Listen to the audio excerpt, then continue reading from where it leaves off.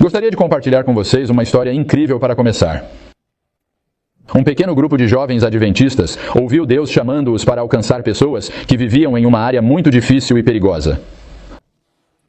Antes de prosseguir, eles passaram muito tempo em oração, implorando a Deus que os guiasse.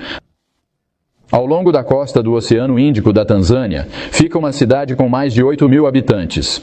A cidade é predominantemente de uma fé não cristã, com mais de 99% de seus habitantes pertencendo a essa religião. É conhecida por ser uma área altamente supersticiosa, fazendo com que muitas pessoas temam a cidade e seu povo. Várias tentativas foram feitas ao longo dos anos para introduzir as mensagens dos 3 anjos aos moradores da cidade, mas nenhuma foi bem sucedida. No ano 2000, no entanto, um grupo de jovens ousou conduzir uma série evangelística naquela cidade. Sabendo que o trabalho diante deles era delicado e arriscado, eles decidiram passar 2 semanas em oração fervorosa, implorando para que Deus interviesse pela salvação dessas pessoas. Surpreendentemente, alguns dias depois, eles realmente receberam permissão do governo da cidade para realizar reuniões religiosas lá. Então se tornou de conhecimento público que jovens adventistas conduziriam essas reuniões. Os jovens continuaram a orar fervorosamente, escolhendo ter seus momentos especiais de oração no início da manhã na praia, antes que as pessoas da cidade acordassem. Os jovens adventistas se reuniam fielmente à beira-mar todas as manhãs antes do amanhecer, clamando ao Senhor em nome dos moradores da cidade e pelas reuniões. Certa manhã, alguns jovens foram novamente enviados pelos anciãos da cidade para ir e matar esses jovens adventistas antes que eles começassem suas reuniões na cidade. Eles souberam que os adventistas começavam o dia em oração à beira-mar às 5 horas da manhã e decidiram que esse seria o melhor lugar e hora para matá-los. Então, uma manhã, os supostos assassinos foram até a praia e encontraram os jovens adventistas ajoelhados em oração fervorosa à beira-mar. Quando se aproximaram prontos para matar, o agressor viu uma parede de fogo cercando os jovens adventistas. E, obviamente, eles ficaram chocados e não ousaram atacar. Aterrorizados, eles fugiram. Os jovens adventistas continuaram com seus planos e começaram as reuniões. Mas os anciãos da cidade estavam determinados a detê-los. Eles enviaram seus jovens novamente para roubar seus equipamentos e móveis que estavam sendo usados para a reunião em uma área aberta. Mas uma noite, quando se aproximaram do local onde o equipamento estava sendo mantido, os supostos ladrões viram um homem muito alto vestindo uma túnica branca, segurando uma espada brilhante e andando ao redor do equipamento. Eles falharam novamente em executar seu plano perverso. Finalmente, os anciãos da cidade disseram aos seus jovens: "Vocês são covardes e não sabem como fazer essas coisas. Nós tomaremos as coisas em nossas próprias mãos e destruiremos esses jovens adventistas."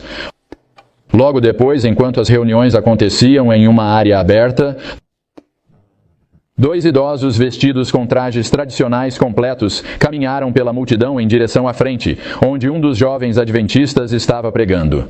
Mas antes de chegarem à frente, os anciãos da cidade começaram a correr e pular, gritando: "Estamos queimando! Estamos queimando!" Eles correram em direção ao pregador, mas depois saíram atrás dele.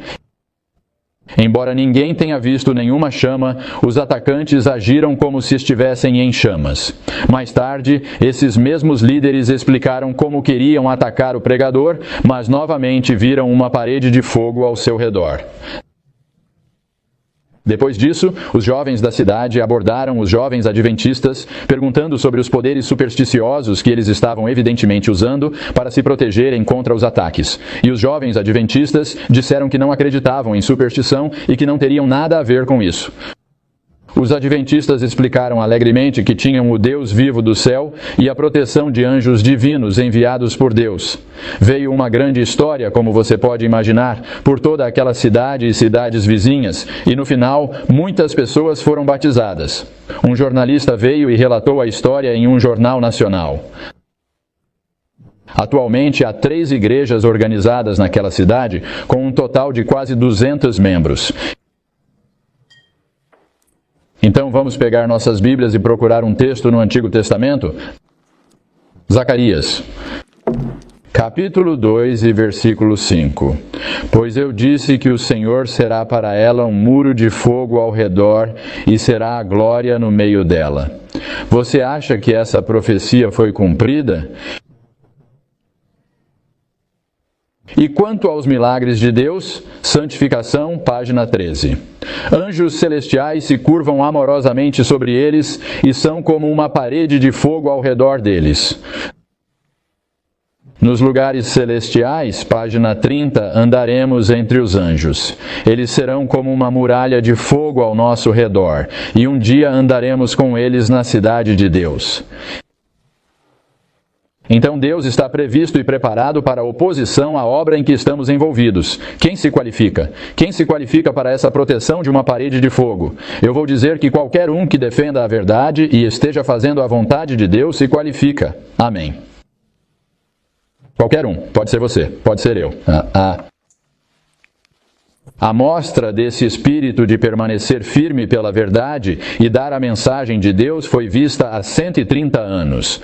Perto do final do século XIX, houve um movimento religioso que se sentiu impelido a fazer campanha para reconhecer formalmente o domingo como dia de descanso nos Estados Unidos. Eles queriam unir o país, eles queriam promover a moralidade entre as pessoas, fazendo com que todos voltassem à igreja no domingo. Bons motivos. Diferentes igrejas protestantes, grupos reformados, movimentos de temperança se mobilizaram em uma coalizão político-religiosa.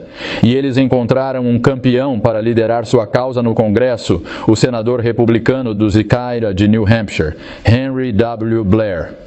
O senador Blair, um proibicionista ferrenho e um cristão fervoroso, propôs um projeto de lei nacional de descanso dominical ao Congresso, projeto de lei do Senado número 2983, em 21 de maio de 1888.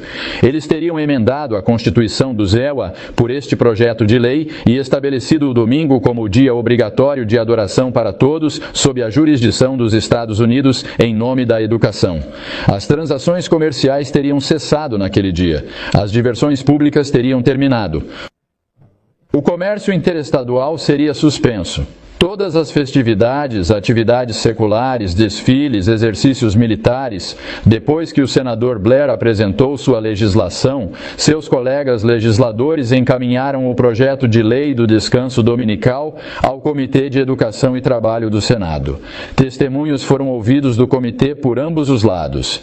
E Alonzo T. Jones, um pastor, professor, editor e administrador adventista do sétimo dia, apresentou o protesto mais forte contra esta medida dominical. Jones falou com ousadia e clareza perante o Comitê do Senado dos Estados Unidos em 13 de dezembro de 1888 e disse: "O governo não tem o direito de fazer nenhuma lei relacionada às coisas que pertencem a Deus ou ofensas contra Deus ou religião. O governo não tem nada a ver com religião. Tentar legislar o sábado seria uma infração terrível que tanto a Bíblia quanto a Constituição dos Estados Unidos proibia fortemente." Jones enfatizou que mesmo que o governo refletisse a vontade da maioria, ele não tinha mais autoridade do que um rei ou um papa para violar a liberdade de consciência e a liberdade de adoração dadas por Deus. Ele concluiu seu testemunho dizendo que o governo deveria deixar a religião para a consciência de cada homem e seu Deus. E essas palavras deixaram uma impressão duradoura naquele comitê do Senado. E como resultado, o Sunday Rest Bill e a Christian Education Amendment não conseguiram receber os votos necessários para seguir em frente e morreram no comitê. Parou bem ali. No entanto, o senador Blair não se abalou com essa derrota. Ele reapresentou variações do projeto de lei da lei dominical em 9 de dezembro de 1889. Mas em todas as ocasiões em que tentou, ele foi recebido com o mesmo destino: fracasso em obter os votos necessários no comitê. Esta foi uma grande vitória, é claro, para Deus e o povo de Deus e para a liberdade religiosa. Mas em 1892, os agitadores da lei dominical conseguiram recuperar algum terreno novamente com outro projeto de lei nacional dominical. Projeto de lei do Senado 2168. O objetivo deste projeto de lei era proibir a abertura no domingo de qualquer exposição para a qual o governo dos Estados Unidos faz verbas. Então, este projeto de lei estava essencialmente dizendo que se o governo dos Estados Unidos fosse financiar qualquer evento importante, feiras ou não, o domingo domingo teria que ser mantido sagrado. Isso foi feito em antecipação ao maior e mais significativo evento comercial da história dos Estados Unidos até então, a Exposição Colombiana, também conhecida como Feira Mundial de Chicago de 1893. Embora este projeto de lei não tenha sido aprovado pelo Senado, ele inspirou outro esforço para aprovar uma lei dominical. A segunda medida foi introduzida pela Câmara dos Representantes, um projeto de lei civil de domingo, emprestando 5 milhões de dólares para a Feira Mundial de Chicago, condicionado ao fechamento no domingo. E esse projeto de lei da Câmara realmente foi aprovado e se tornou lei em 5 de agosto de 1892. Então, os agitadores do domingo finalmente atingiram seu objetivo por meio de alguma discrição. Agora, isso não era uma feira qualquer. Esta era uma feira que duraria 6 meses. Pessoas do mundo todo iriam participar. E ainda assim, sem o conhecimento de todos, os planejadores do evento para a Feira Mundial de Chicago retiraram a condição de permanecer fechada no domingo. Eles viram benefício financeiro em permanecer aberta 7 dias por semana. Então, eles abriram a feira no domingo e todos os 65 mil estandes e exibições começaram a conduzir seus negócios. As pessoas vieram em massa, centenas de milhares diariamente. E isso, é claro, causou uma resposta volátil dos agitadores irritados da lei dominical, que exigiram que tudo fosse fechado imediatamente. Eles começaram a fazer piquetes e campanhas com as denúncias mais fortes. Começou um debate nacional e os agitadores da lei dominical começaram a pressionar o Congresso para fazer cumprir a lei. Até a Igreja Católica Romana tirou vantagem de toda essa controvérsia sobre o fechamento dominical. O famoso cardeal católico romano Gibbons de Chicago deu seu famoso desafio de Roma durante a Feira Mundial de Chicago de 1893. Ele escreveu uma série de artigos que desafiavam abertamente os protestantes sobre por que eles deveriam manter o domingo sagrado e por que eles estavam lutando por algo que pertencia à Igreja Católica Romana.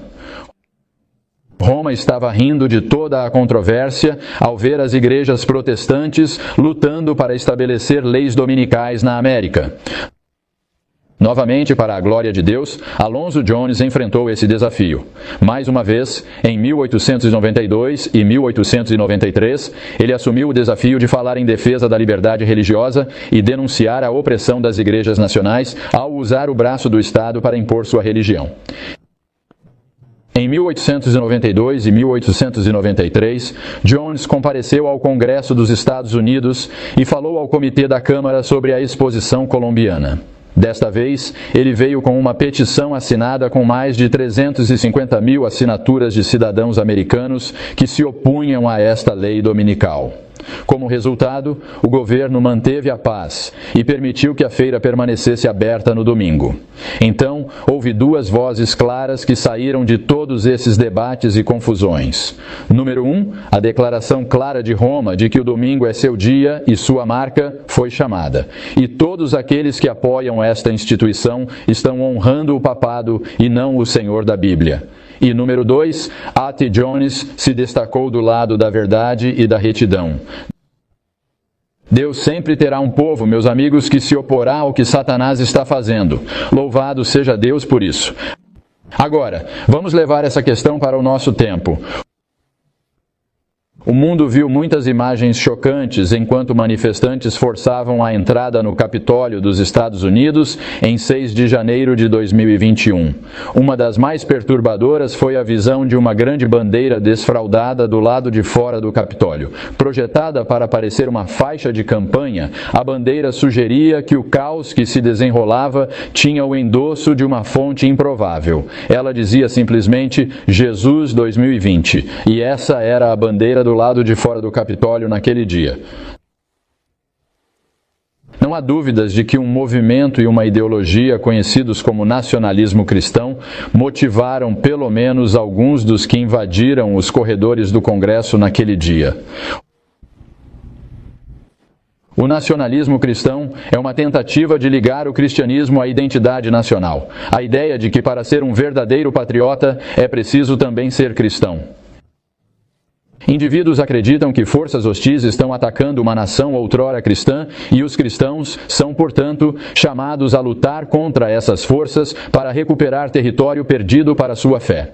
E não é de se surpreender, então, que a ideologia do nacionalismo cristão seja atravessada por fios feios de ódio contra qualquer minoria étnica ou religiosa que seja percebida como fora de sintonia com a forma dominante do cristianismo. A Igreja Adventista do Sétimo Dia é muito clara sobre como vê o nacionalismo cristão. Essa ideologia é antitética à nossa teologia e crenças.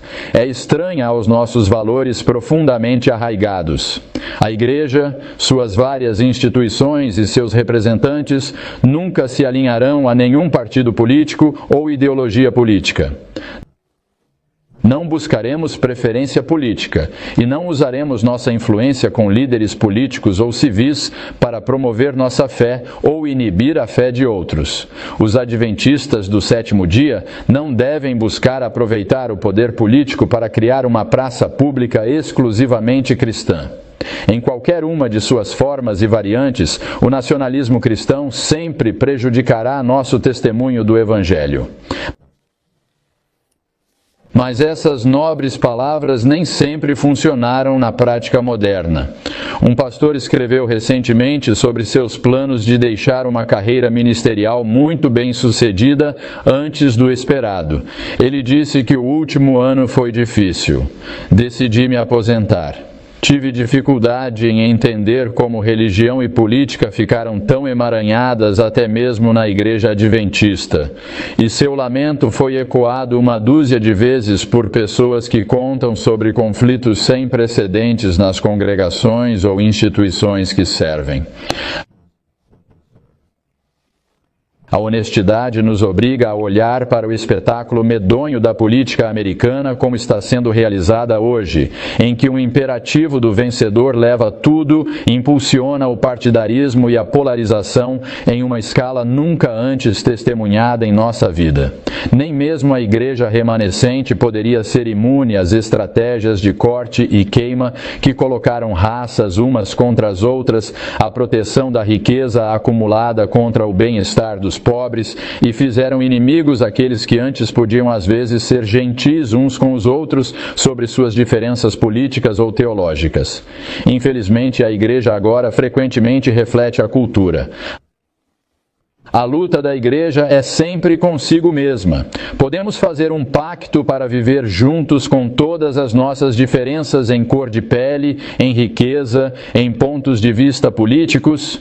Podemos viver juntos como Deus quer que esse movimento viva?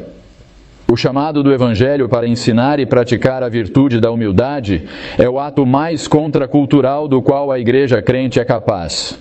Estamos dispostos a ouvir pacientemente uns aos outros, reconhecer a possibilidade de nosso próprio erro e nos reunir em torno de nosso compromisso compartilhado com o Senhor? Amigos, somos cidadãos de um reino diferente. Mesmo que desfrutemos das liberdades de nossa nação, sem a qualidade essencial da humildade, a igreja remanescente é apenas uma coleção fragmentada de partidários teológicos mantidos tenuamente juntos pela tradição e costume, e isso não é bom o suficiente. O testemunho que vence o mundo é a revelação de um povo que recusa a polarização provocada pelo preconceito e pelo orgulho, e que pratica a humildade sem a qual não pode haver comunidade de crentes. Agora quero me concentrar em uma frase nos escritos de Ellen White. Você já ouviu e leu isso antes? A apostasia nacional será rapidamente seguida pela ruína nacional. Ela escreveu isso em 1897. A apostasia nacional será rapidamente seguida pela ruína nacional. Alguns leram a declaração acima e concluíram que o atual Papa está trabalhando para trazer os Estados Unidos e o resto do mundo sob seu domínio por meio de uma mudança para a esquerda na política das nações. E eles concluem que coisas como socialismo, globalismo, políticas ambientais levarão esta nação à ruína financeira. Mas é assim que a profecia retrata a sequência de eventos que levam ao fim dos tempos? Agora, não há dúvida sobre isso. Satanás usará todos os lados do espectro político para concretizar seu plano e, eventualmente, levar ao tempo de angústia. Ele ficará à esquerda, ficará ao centro, ficará à direita. Ele não se importa. Ele usará qualquer método para causar confusão e divisão entre o povo de Deus e o mundo. Mas a inspiração soletra, frequentemente em detalhes notáveis, a tendência constante de eventos que ocorrerão no futuro próximo.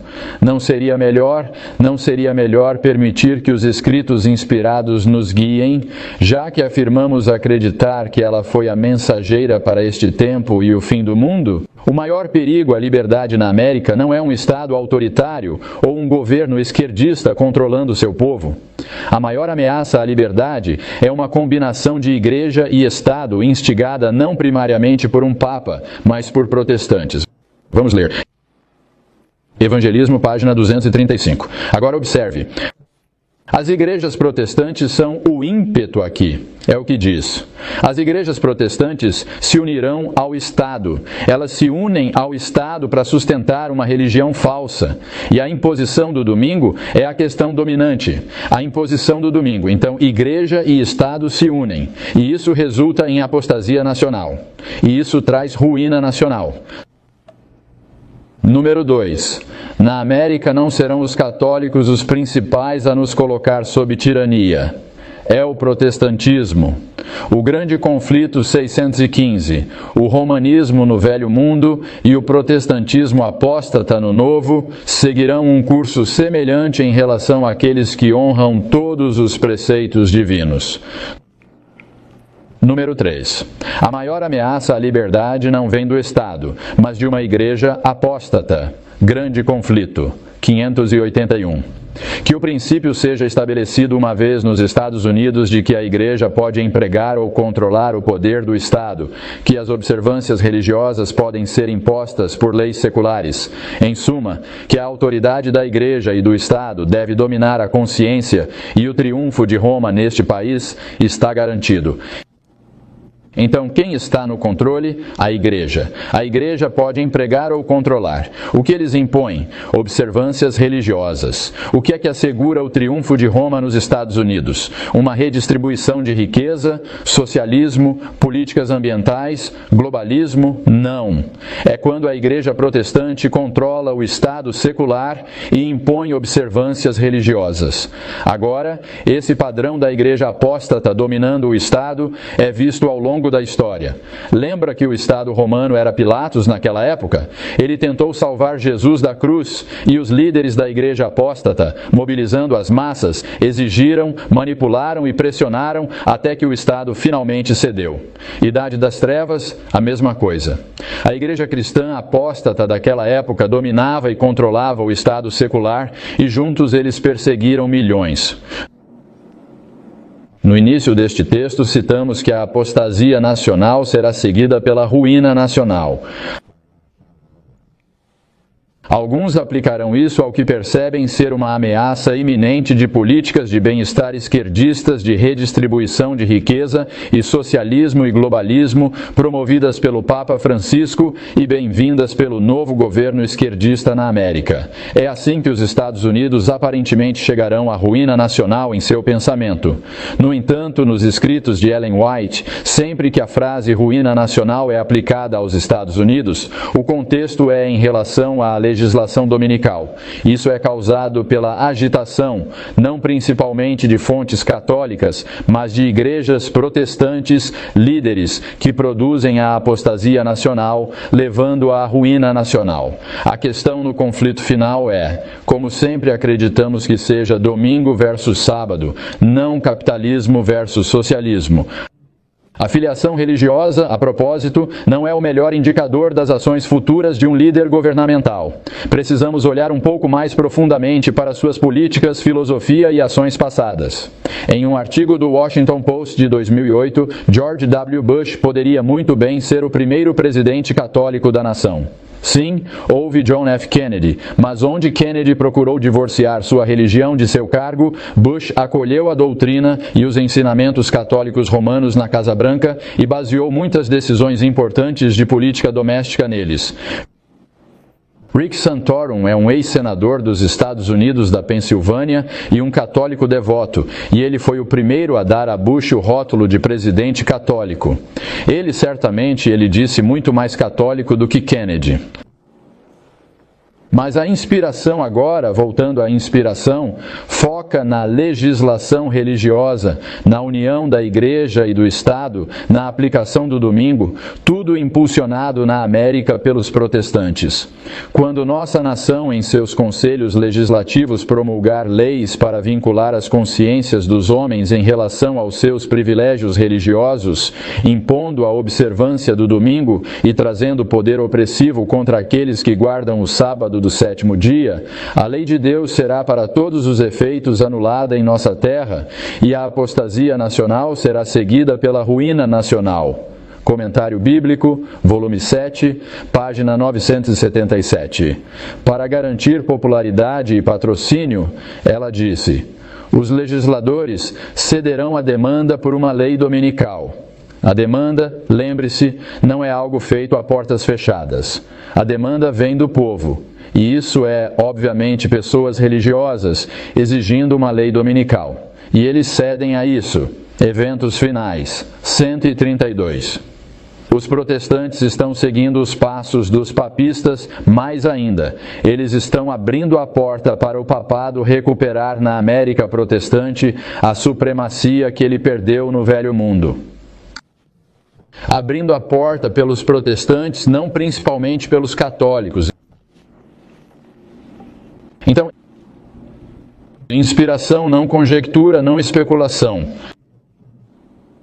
A inspiração alerta repetidamente sobre a ameaça às liberdades civis e religiosas vindas principalmente das igrejas protestantes, que, tendo perdido sua capacidade de persuadir a sociedade por meio de sua versão do Evangelho, decidiram recorrer à coerção para tornar as pessoas cristãs.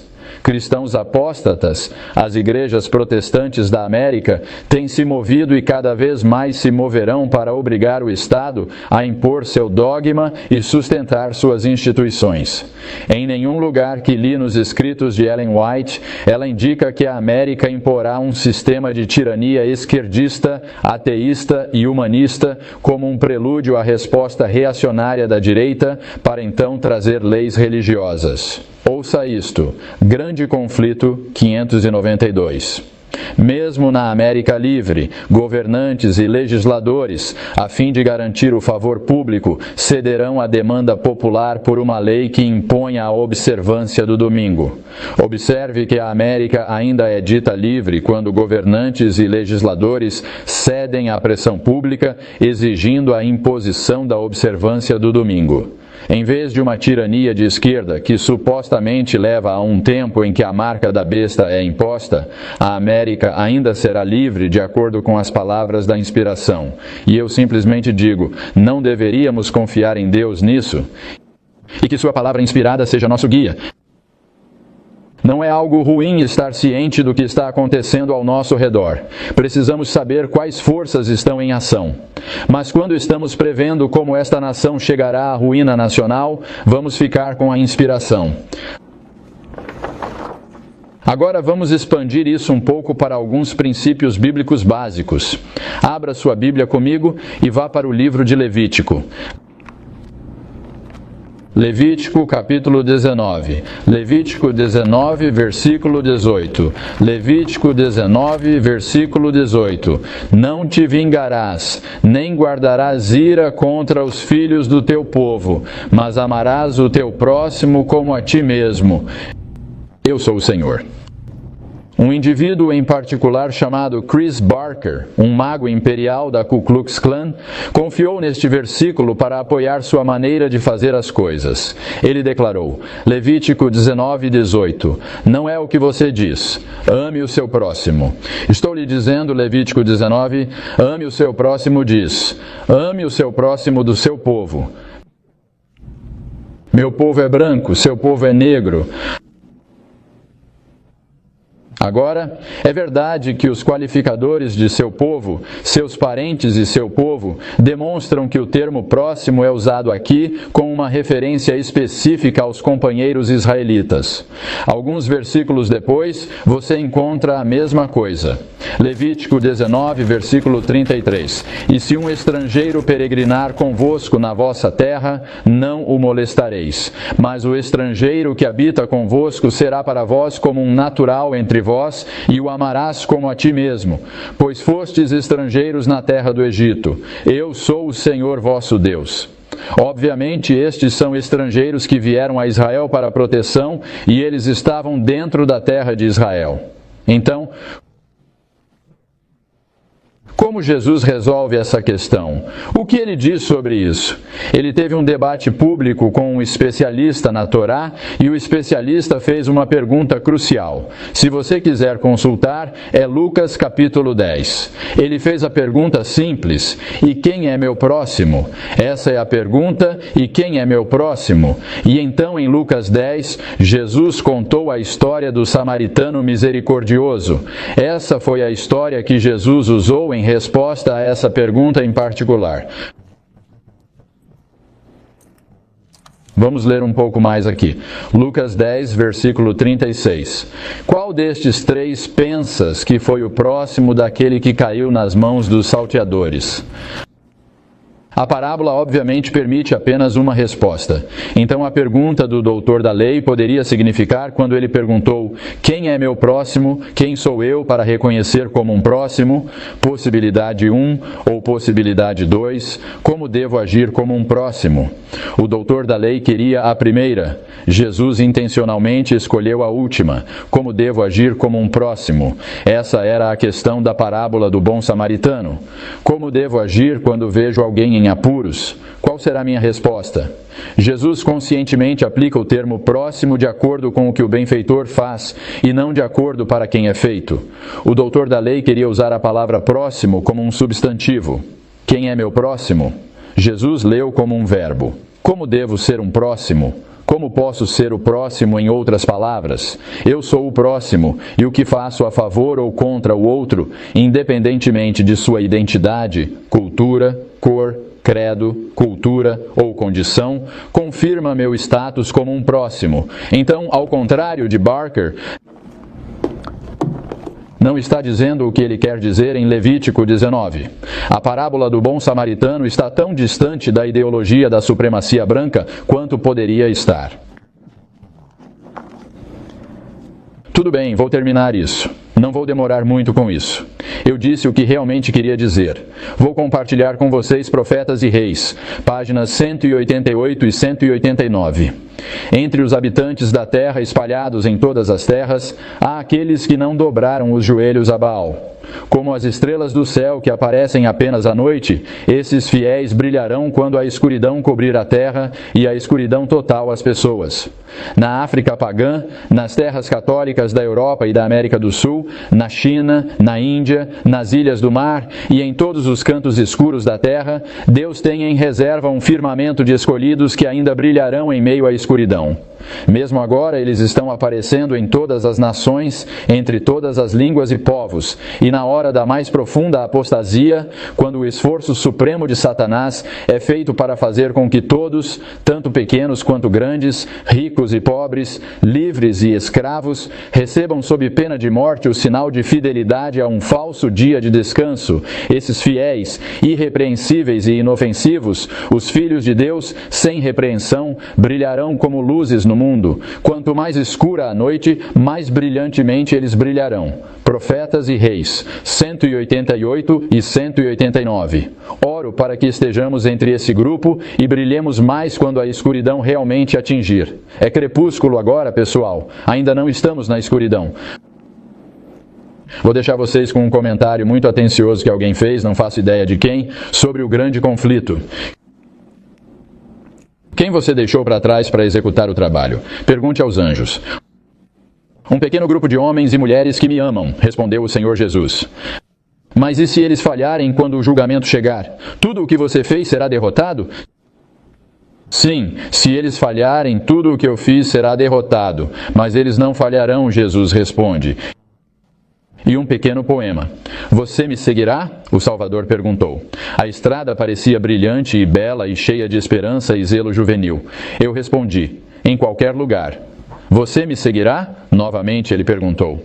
A estrada parecia escura à frente, mas eu dei uma olhada em seu rosto brilhante. Até o fim, querido senhor, eu disse. Você me seguirá? Eu quase empalideci, pois a estrada era áspera e nova. É assim que vai acabar, amigos. É assim. O caminho passa pelo Getsêmani, amigos, para nós também. Passa pelo portão da cidade. Fica fora do acampamento. O caminho fica sozinho. E o caminho fica até que não haja mais vestígios de pegadas em que possamos colocar nossos pés. Apenas a voz, siga-me. Mas no final, isso leva à alegria proposta a ele e à boca de Deus.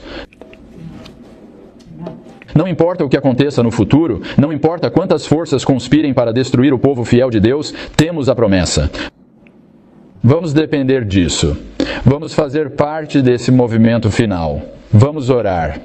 Pai do céu, eu oro para que nada nos distraia, nada nos divida, que olhemos sempre e somente para Ti e Teu testemunho inspirado do que devemos esperar e como devemos nos preparar para isso. Obrigado, Senhor, em nome de Jesus. Amém.